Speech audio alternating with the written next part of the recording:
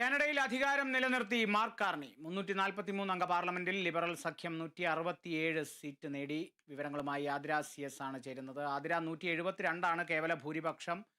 ചെറു പാർട്ടികളുടെ പിന്തുണ കൂടി ലിബറൽ സഖ്യത്തിന് പ്രതീക്ഷിക്കുന്നു എന്ന് തോന്നുന്നു, അല്ലേ?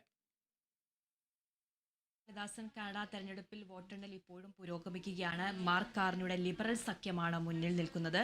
മാർക്ക് കാർണിയുടെ ലിബറൽ പാർട്ടി കാനഡയിൽ അധികാരം നിലനിർത്തിയിരിക്കുന്നു എന്ന് വേണം പറയാൻ. 343 അംഗ പാർലമെന്റിൽ ലിബറൽ സഖ്യത്തിന് 167 സീറ്റിന് മുന്നിലാണ്. അതുപോലെ തന്നെ തെരഞ്ഞെടുപ്പിൽ ഖലിസ്ഥാൻ അനുകൂലികൾക്ക് തിരിച്ചടി ഉണ്ടായിരിക്കുന്നുള്ളതും ഏറ്റവും പ്രധാനപ്പെട്ടതാണ്. ഖലിസ്ഥാൻ അനുകൂല സംഘടനയായിട്ടുള്ള NDP മേധാവി ജഗ്പ്രീത് സിംഗ് രാജിവെച്ചിരിക്കുകയാണ്. തോറ്റു. അതിന് പിന്നാലെ ജഗ്പ്രീത് സിംഗ് NDP നേതൃസ്ഥാനം രാജിവെച്ചിരിക്കുകയാണ്. 343 അംഗ പാർലമെന്റിൽ കേവല ഭൂരിപക്ഷം എന്ന് പറയുന്നത് 172 വേണ്ടത്. ലിബറൽ സഖ്യത്തിന് 167 വോട്ടിനാണ് മുന്നിലുള്ളത്. യാഥാസ്ഥിക സഖ്യം 145 വോട്ടിനാണ് മുന്നിലുള്ളത്. അതുപോലെ തന്നെ ഈ കാനഡയിൽ ഖലിസ്ഥാൻ ഭീകരവാദികളെ വെടിവെച്ചു കൊന്ന ഒരു സാഹചര്യങ്ങളൊക്കെ ഉണ്ടായിരുന്നു.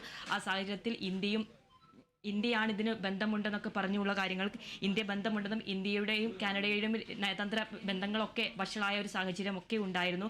ആ ഒരു സാഹചര്യത്തിൽ ജസ്റ്റിൻ ട്രൂഡോ രാജിവെക്കുകയും മാർക്ക് കാർണി പ്രധാനമന്ത്രിയായി ചുമതലയേൽക്കുന്ന ഒരു സാഹചര്യം ഉണ്ടായി. അതുപോലെ തന്നെ ഈ ലിബറൽ സഖ്യത്തിന് 66%, കോൺസർവേറ്റീവിന് 33% വോട്ട് ലഭിച്ചിരുന്നത്. ട്രംപ് പ്രഖ്യാപിച്ച പകര തീരുവയ്ക്കൊക്കെ അതിശക്തമായിട്ടും ഈ കനേഡിയൻ പ്രധാനമന്ത്രി മാർക്ക് കാർണി ശക്തമായിട്ട് പ്രതികരിച്ചിരുന്നു. 4ാം തവണയാണ് കാനഡ തെരഞ്ഞെടുപ്പിൽ ലിബറൽ സഖ്യം മുന്നിൽ നിൽക്കുന്നത്.